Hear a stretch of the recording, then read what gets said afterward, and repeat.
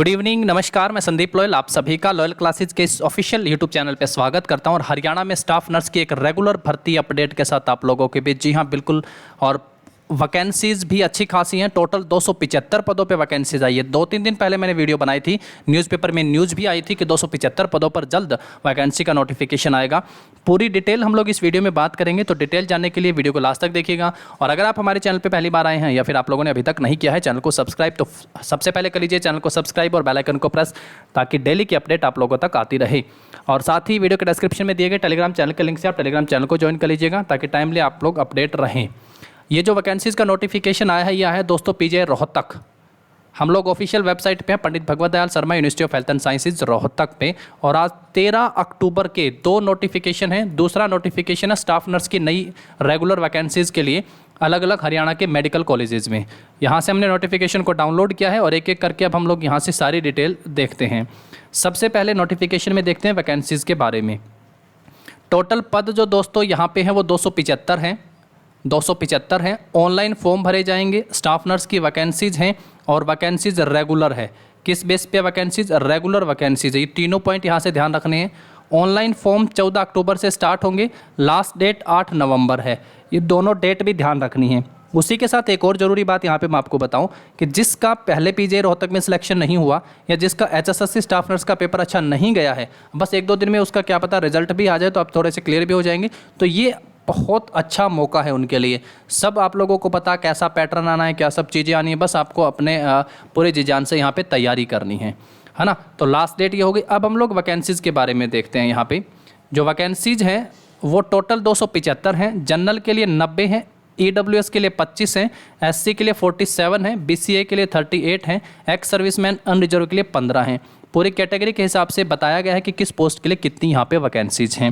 ये पूरी डिटेल यहाँ पे आप लोग देख सकते हैं। 275 पोस्टों का कैटेगरी वाइज ब्रेकअप किया गया है। अब हम लोग यहाँ पे देखते हैं कि एसेंशियल क्वालिफिकेशन में ये आप सबको पता है कि सैलरी तो बहुत है ही। FPL 6 में आते हैं 7 CPC के अकॉर्डिंग। 18 से 42 यहाँ पे उम्र है। एसेंशियल क्वालिफिकेशन में कहा है कि 10वीं होनी चाहिए, मैट्रिकुलेशन और इट्स इक्विवेलेंट, और with Hindi as a compulsory subject. Hindi भाई ऑप्शनल नहीं, कंपलसरी सब्जेक्ट के साथ होना चाहिए। ये पहला पॉइंट देखने वाला है यहाँ पे। दूसरा कहा है GNM, general nursing and midwifery from a recognize institution, या उसके इक्विवेलेंट कोई भी क्वालिफिकेशन हो इंडियन नर्सिंग काउंसिल से। और इसके और में लिखा हुआ है अगर किसी के पास BSc या MSc नर्सिंग है तो वो भी यहाँ पे एलिजिबल है। तीसरा पॉइंट है बेहद इंपॉर्टेंट वाला कि should be registered with Indian nursing council. Indian nursing council से या किसी भी state nursing council of India से रजिस्टर्ड होना चाहिए। ये तीसरा पॉइंट है कि किसी से भी होना चाहिए। ये यहाँ पे मतलब जो बच्चों के डाउट होते हैं ज़्यादा वो क्लियर किए। लेकिन नोट में स्पेशल लिखा है, नोट में स्पेशल लिखा है कि at the time of joining, कि ज्वाइनिंग के समय submit the registration certificate of Haryana Nurses and Nurse Midwife Council. Form apply करना अलग बात है और at the time of joining कौन सा दिखाना है वो यहाँ पे इंपॉर्टेंट है। तो दोनों देखिए नोट में और वो भी बोल्ड लेटर में लिखा है।